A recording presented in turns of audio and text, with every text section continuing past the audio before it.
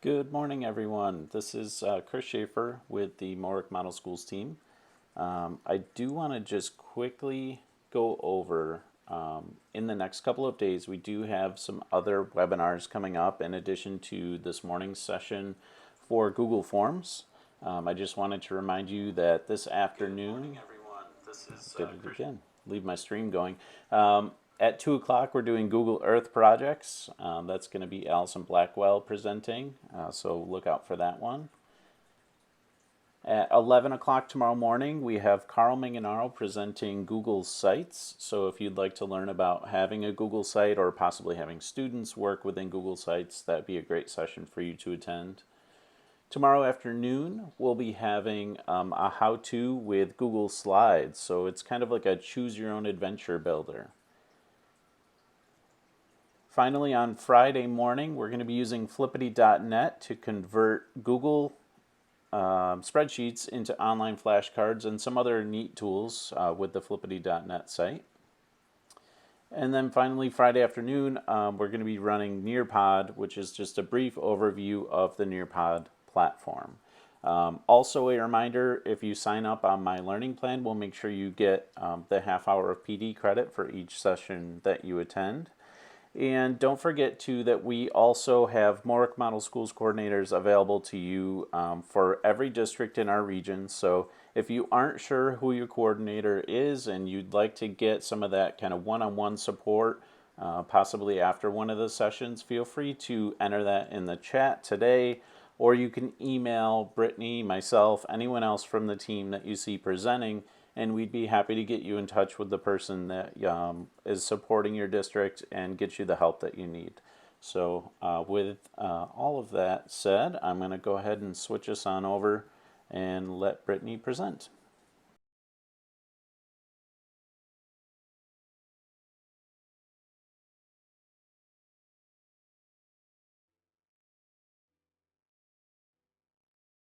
Hi everybody. So today I want to be talking to you about Google Forms, and I am Brittany Gaffney. I work for the Model Schools team here as an instructional tech specialist. So this video is all about Google Forms, and hopefully it can get you up and running with just some of the basics. So when we talk about Google Forms, they can be used for a plethora of things. What first comes to mind might be a survey, but for the school setting, quizzes really come to mind as well. So I got here by clicking our little Google app icon here, and I went to Forms. And there are a bunch of different options up at the top. You can choose a blank template or a quiz form. They also even have some for exit tickets up at the top as well, which is nice. So I'm just going to choose a blank form. So right now, this is kind of in survey mode. There's no right or wrong answers for the students. This is just creating questions and letting people answer them. Now to turn it into quiz mode, if you go up to the settings toggle here, and across the top to quizzes, you'll toggle make this a quiz. You'll toggle that on. So that is how you'll be able to work through creating right answers for students. If you create all multiple choice, you can get the form to grade itself for you, which is really, really handy. So we'll go deeper into that. I'm going to go ahead and make this a quiz just because the same features will be here if you were just to use it as just a normal form. And making it a quiz will just add features. So it'll kind of give us everything that a form can do by turning this on. You'll also notice if you're using Chromebooks here, you can turn on that lock mode. So this will only turn a Chromebook into lock mode so students aren't able to open up any other tabs, just using the form that you put in front of them, which is a nice feature if your school is using Chromebooks. Now also on this quiz mode, you can decide when you want the grade to be released to students, and then you also get to decide what you want the students to be able to see after they have received their quiz back. So missed questions, correct answers, or point values. So I'm going to save this here so we can get into it. Okay, so up at the top is where you'll title your form. and it'll also title here in the top left-hand corner. You can also create a form description. So maybe this is a chapter quiz or a book review. So you can add just a little blurb there to describe the quiz or directions that you want to give, maybe what the student should be doing after. And then it automatically sets you up with your first question here. So it sets it as a multiple choice question. So you'll type in your question. It's set up as a multiple choice, and you can put in your answers here. Now you'll notice as I'm putting in choices, you can easily X out and delete or remove an answer choice. And since this is a quiz, you'll see this option here to bubble in what the right answer would be by clicking answer key. And you get to decide what the correct answer would be. You can also set it to a certain amount of points, so it will score it for you. And this is nice as well, this add feedback. So if students get the question incorrect, you can enter maybe a little review blurb or say, remember, this was question 2 on the study guide. You can also add a link or even a video. So this is really nice as just a learning tool, not a down and dirty quiz perhaps, but maybe if they get something wrong, it'll send them to this awesome review. And then if they do get the correct answer, they would see something different here, like you could write in, good job. And they would be able to see that feedback instantly when they go to view their score at the end. And you can see, since I saved that feedback, you could delete it, you can edit it from there. So this is just an example of a multiple choice question. And so from this view, you can only really delete and remove your choices, but by hitting that answer key is what really unlocks the quiz portion. Now, another thing to note here, next to the question, there's this little image button. By clicking that, you can upload a stimulus for the question. So maybe if you are a reading teacher, you could upload a picture or snapshot of a small reading passage. This is especially nice for math teachers, so you're not really having to reinvent that wheel, because we know making math quizzes is and can be really difficult using technology sometimes. So if you have a test or activity that you really love, you can take a picture of the question stimulus itself, maybe it's a graph, a word problem, whatever it may be, and upload that here as your question. So you don't really have to remake too much. And you'll also notice as I highlight over the answer choices, you can even put pictures in here as well, which is really awesome for maybe students who receive accommodations or are younger kiddos in pre-K and kindergarten. It's a really nice way to differentiate some of our teaching because we have those image options there.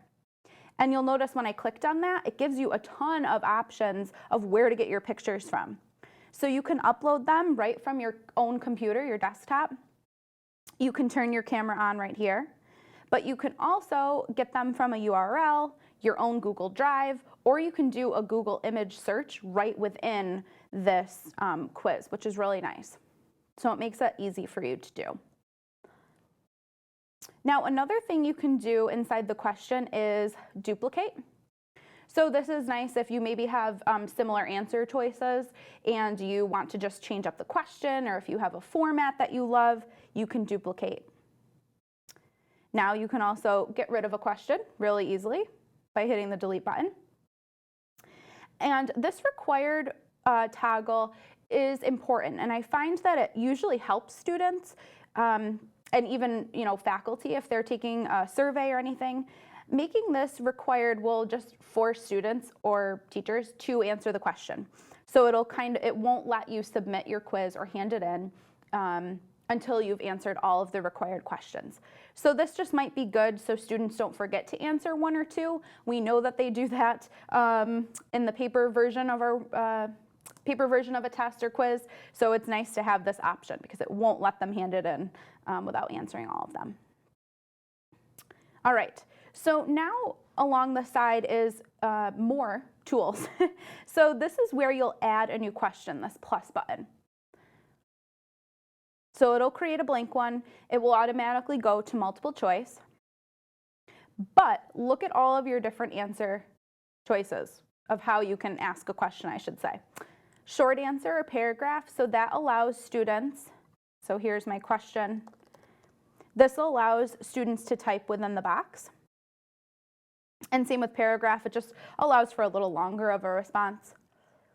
Multiple choice is what we just worked on. Check boxes.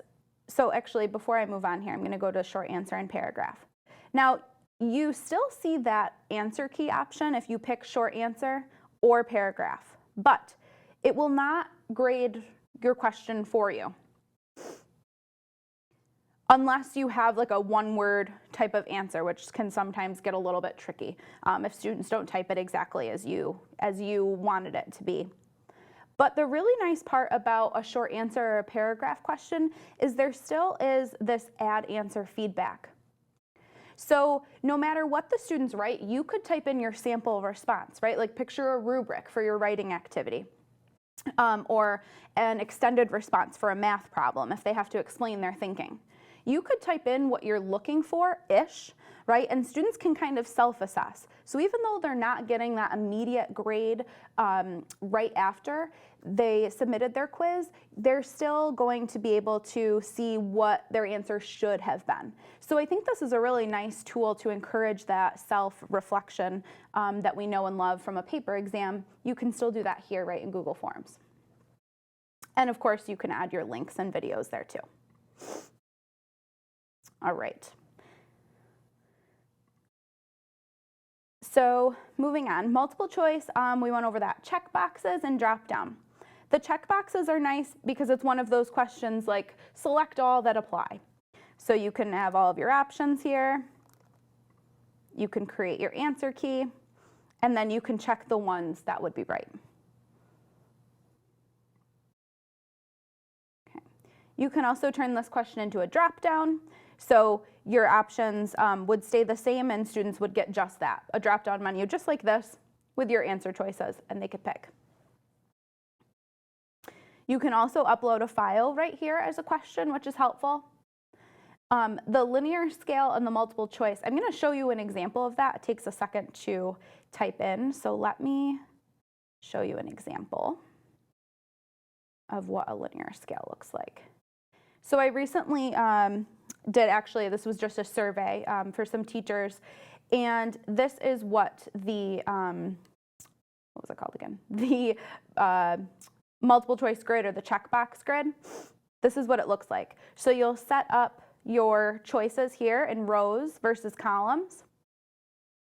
So you'll kind of set up like your criteria and your choices, and then they show up in little bubbles here. So they get to pick what they feel. So I feel like this option is really good for a survey versus a quiz. Okay. You can also import questions, which is nice. So these questions can come from previous forms that you did. So you'll notice when I pull this up, it pulls every Google form that I've ever used, and I could import questions that I've used previously, which is helpful, especially from year to year if you're using these, or even if a colleague has created one and shared it with you, you can import questions that way, which is helpful. Okay. This title and description just kind of adds that one more little chunk there if you wanted to create kind of a break for them or a different section. So sometimes I've seen teachers create science lab reports, so they create sections along the way to break it up according to the scientific method. You can also add an image at any time. So if you wanted to add a cute little image maybe for the kids to start off the test, you could put that up here. And this is also, I'm showing you how to move questions around. So once my cursor becomes this arrow, four-headed arrow, you can click and drag and move the order of questions, which is really helpful. And here's where you could say, you know, wishing you luck with a picture there, which is nice. And the same option goes for videos. So if you would like to embed a video from YouTube, that is really helpful. Now, just a word to the wise, sometimes YouTube is blocked for students. Teachers will be able to see the YouTube video, but when you go to share it with your students and they're logged in under their email, they may not be able to see it. So make sure to kind of test that feature out depending on your school's share settings. Just a word to the wise there. But you can also paste a URL here as well, just right from YouTube, but just be careful. And the last piece that you can add in here is a section. Now, this gets into something a little bit more advanced that we won't have time to talk to today, but this last piece for sectioning is how you would go to branch a Google form. And again, I won't really have time to get into that, but it is a very nice way to differentiate. And we actually do have some videos in our MORIC library on YouTube that talk about Google Forms and branching. So if that's something you're interested in, they're right in our library there. So the sections kind of help with that if you've heard of Google branching before. So that kind of covers our question, creating questions, how to move them, delete them. And again, these tools look the same if you're on or off of quiz mode. The only thing that really changes on quiz mode is this answer key portion because it's meant to grade it for you. Now, across the top, just really quickly, you can customize your theme here. So just the way that your Google form looks. So you can upload your own image or header. So this is going to go across the top. And you can upload your own as well. So if you have something that you've used previously as an image for your course, you can upload that. But we'll pick the bubbles for now. And it puts that up here, and then you can change your theme color. So depending on what banner option you chose is what the colors look like here. The other piece is the little eyeball. That is a preview. So you get to see exactly what your students would see that you've created in quiz mode. So you can be sure that it looks how you'd like it to look.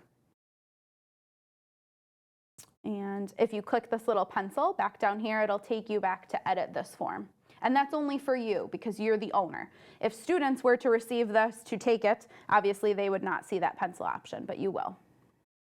So we'll click that to go back to edit. So now let's dive a little bit deeper into the settings. You can have this turned on so it does collect students' email addresses. This might be helpful so you can tell who is taking the quiz. When I was a teacher, I would always make the first question of the quiz their first and last name, so that way it was easy for me to organize and see right off the bat who was taking, who it was attached to. But you can decide how you'd like to do that. And then I would always make sure it was required so they wouldn't forget to do that. Requires the sign-in. This is important because if you're sharing this with someone else, like recently we just did some classes that teachers from all over were sharing forms with each other. We wanted to uncheck this. So that way you could share it and anyone outside of your school could maybe take this quiz. But if you're using it for in-school purposes, you can restrict that to just your district. Limit to 1 response. I would say if you're giving a quiz, you'd make sure to check that to limit it to 1 response. But that's up to you. It does give you the option to edit after you submit. So when the students go and they take the survey or the quiz, if you turn this on, they'll get a little blue hyperlink when they're done taking the quiz or survey or activity to edit their response if they need to. So again, for a quiz, probably not the best idea, but it's an option. This is kind of nice. The students are able to see a summary and chart of their responses. So this is for the whole class. So maybe if you were giving a survey, you would want the students to see what everyone said. Or maybe just to be able to see some responses that were given so they kind of know what's going on in class. So something to think about there. The presentation. So this progress bar, if you check that, students will see across the bottom how many questions they have left. So they'll only see 1 question at a time, and they will know how many more questions they have. Shuffling the question order is nice, especially for that quiz, right? So then you can have students sitting right next to each other taking the same quiz, but they might not be on the same question at the same time. And the link to submit another response, you'd probably most likely want to make sure that is unchecked there for a quiz. Now, this confirmation message can come in handy because most of the time we have students, completing any kind of task, and then they say, what do I do when I'm done? So this confirmation message can provide that space for you. So you can say, thank you for taking your time. Now that you're done, please blank. And then the students can kind of self-start instead of you prompting each student. It's a nice place to put more directions. And of course, put a little congratulations in there. You can also put a link here. You don't have to just type words. You can copy a URL and it will take them someplace different. So that's something to think about too. And then again, of course, our quiz mode, and you can make those changes in here, and we kind of went over that already. So now you're ready for students or your faculty or whoever to experience this form and then get some data back. So we want to be up here in that send option. You can email directly to people, but I would suggest going over one to this link option. And this is a direct link to your URL. And you can copy that or click copy. And you can put this right into your Google Classroom. You can put it in an email to students, however you get information to them. And you can copy it, and I'll kind of just show you if I were to paste it in my URL, it will take me to the quiz. So that is how you can share your form with students or anyone that you would like to take it. This is an embed code, so if you are using Google Sites already, this might be a nice option. You can embed it right into Google Sites or maybe your own school web page. This is the embed code to get it in there if you're interested in that feature. These settings are kind of similar with any Google application. You can make a copy, you can delete it. Add collaborators. This might be important for you if you're creating something that your whole team might be working on. You can add collaborators so everyone's working on that same document. That's how you would do that, which I think is probably the biggest difference, I'd say, between a Google Doc or slide versus a form. This is how you would share with others so you could actually work on it together. But you would hit the send option for people that you would want to actually take it. And we probably have like 2 more minutes left, and I just want to show you the awesome feedback that you get and data that you can get from these forms. So I'm going to show you one that I've used previously when I was a teacher. And I'm going to go to an old vocabulary quiz that I gave. So you'll see I had 107 students respond. And this is what the data can look like. So you'll see my questions were multiple choice. So it was really easy for them, obviously the form to grade itself. So I knew exactly how my students did.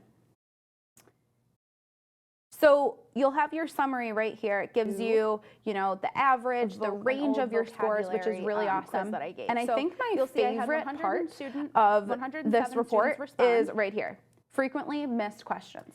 Because often when we're going over quizzes, so you'll see my students tend to snooze. So it was really easy for them. It doesn't become super productive when you're going over a 50 questions. So I knew exactly how my students did. But this kind of gets you that highway path to going over the most frequently missed questions, which those I think are important, right? Or even for you as a teacher, if you don't want the kids to really know which one was frequently missed, it helps you know really fast which ones were frequently missed. So you could look at maybe the question stem, if that was bad, or if you made an error, you can kind of look through that really easily. So that is one of my favorite features of the data. And then you can obviously see, how they did.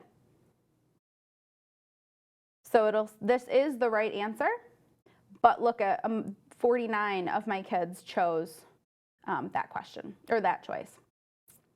but hey, we did a little better here, right? So this is the right answer because it's highlighted in green, but the bar is most importantly the furthest. So that shows there, and it gives you a count. 102 students picked held tightly, which is the right answer. So you can get some really great data back from this. And equally, if you did this as a survey, an ungraded assignment or anything, you can still get that same data. It just won't score it for you, but it'll say what people have picked. So I think that concludes our time on Google Forms.